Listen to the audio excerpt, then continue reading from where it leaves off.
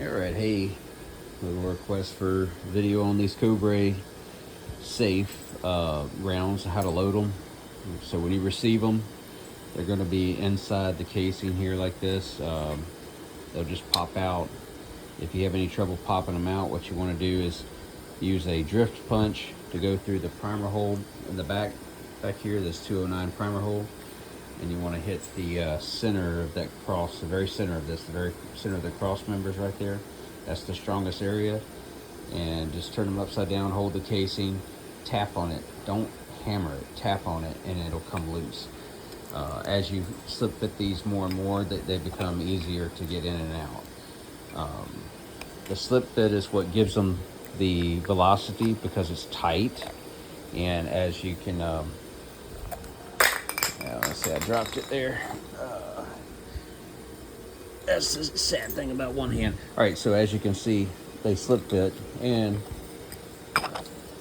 this casing, or this skirt rather, the skirt right here, the way it's designed is it comes down and forms a blast chamber over the powder cup. So here's the powder cup in here at the very bottom.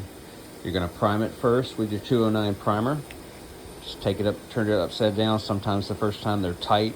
You're gonna stick it in there till it's squared off. Take a wooden dowel like that one laying on the floor over there, or something that's flat. It has to be flat, cannot be any type of points on it. Set it on top of it, lay it down on the ground, and take your hammer with your hammer with this on top of your 209 primer, and just tap it until it fits flush. It should fit flush in the casing. These are set up to be recessed, so there's room for them. If they don't, you can take a drill bit that's a little bigger, and I got my helper here, Cat. You can take a drill bit that's a little bit bigger, and you can just give it a twist or two, and it'll add a little bit of room there for that primer. Once that's happened, flip it over. You're going to put 50 grains of 777 Pyrodex is what I would suggest. You're going to put that in there. Let's see, where's my other stuff here?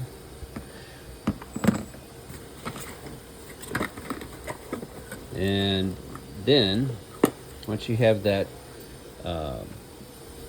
50 grains of 777, you're going to make sure it's down in that powder cup. You're going to take a 1.25 disc, cardboard disc, that you can get a hole punch at Hobby Lobby or whatever. Punch some of these out, or if you don't have a hole punch, just cut one out that'll fit. You're going to put a little hot glue on this, and what I do is I have a couple of dental picks and whatnot. I'll take a dental pick and stick this little card on this dental pick like that, and I'll put some glue on it, and then I'll come down in, set it down in, and as soon as I get it all the way down there, I just put my finger down on it and push all the way around to seal that over the powder. You want that sealed over the powder in there to keep that powder charge located directly underneath that pusher. Once that's done, you're going to want to do your chalk on these. These come apart. So you take this off. Let's see if I can get it off here real quick. There we go.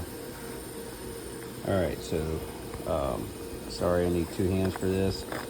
So you twist it off. This separates the nose cone. That's the nose cone. It's threaded on the inside for these Cobray safes, so when these hit that ridge on the Cobrays, they just continue going past it. In my opinion, this is a better design than the other way.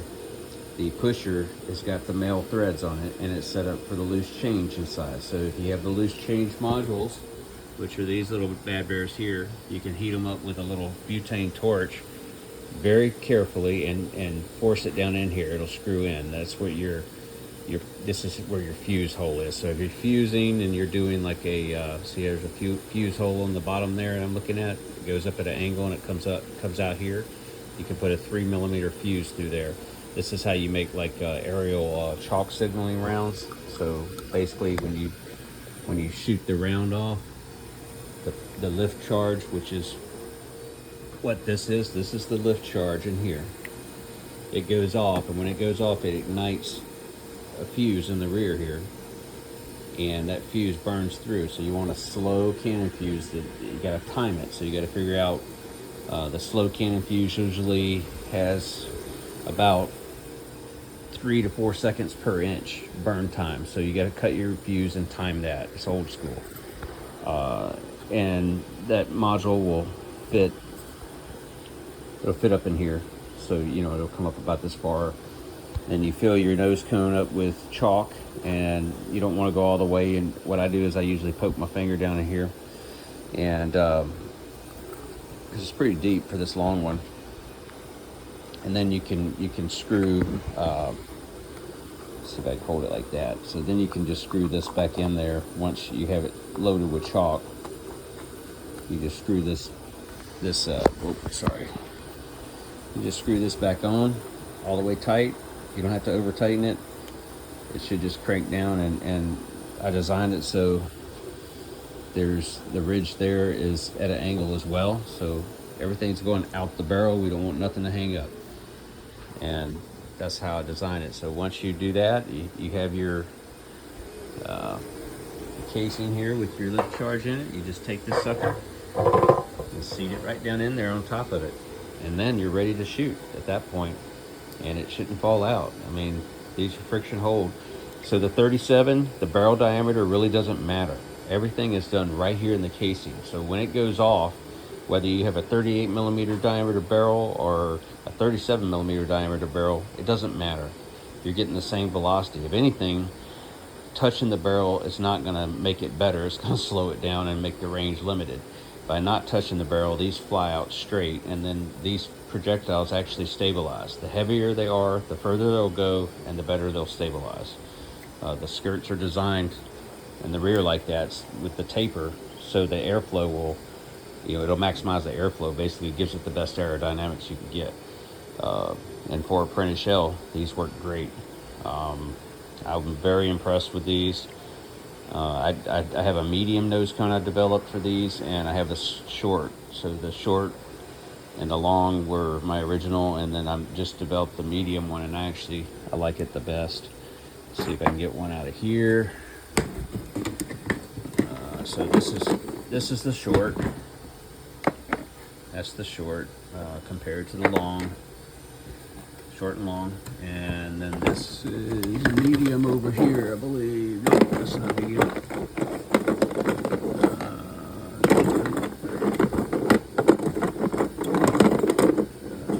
There we go.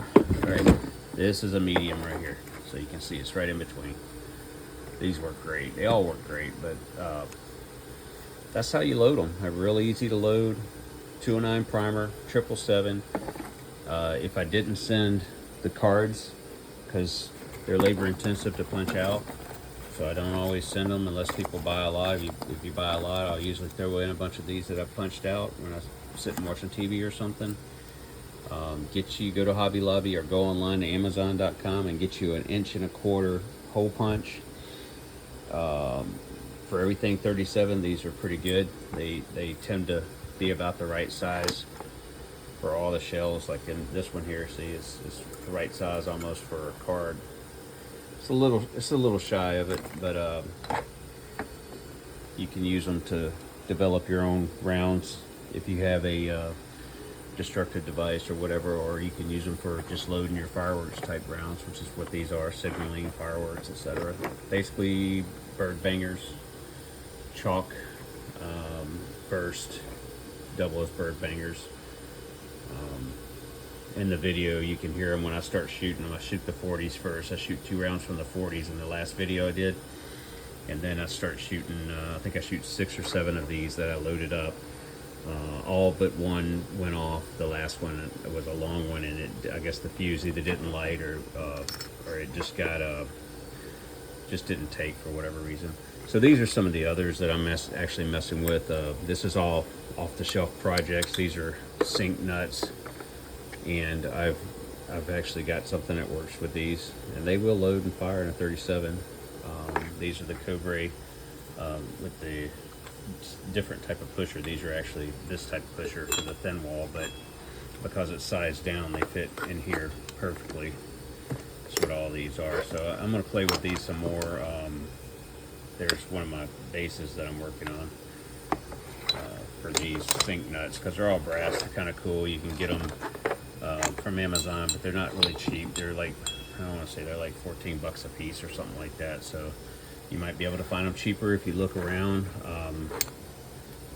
That's what I did, is I found a few places that were a little cheaper. The quality is a little different, but the main thing is the rim has to be 43 millimeters. So that's what you're looking for. 43 millimeters is what you need, and that's what these are. So they need to be exactly 43 millimeters, or pretty doggone close. See, these are exactly. So anyway, just some information. If you're looking for an off-the-shelf solution, you can find them. It does take research on your part, and you gotta pay some money to get the pieces in. Now, that's why I just suggest going with the printed design. These printed designs, I'm gonna redo this whole shell series, and these pushers are going to be set up where they are all going to work with everything. So it'll all be one system. The chalk rounds I'm making, it'll work with them, it'll work with everything. And I'm going to set up the casing with the recess like these have. No, does this have it? No, these don't have it. So some of the casings have a recess, and they will work with the LMT 37. So that's what I'm basically doing, is buildings. I'm going to redesign that so it'll work with the 37 LMT, and that should make these casings universal for all 37s to my knowledge, including the fence post designs. So anyway, enough of that. Hope this helps. Bye.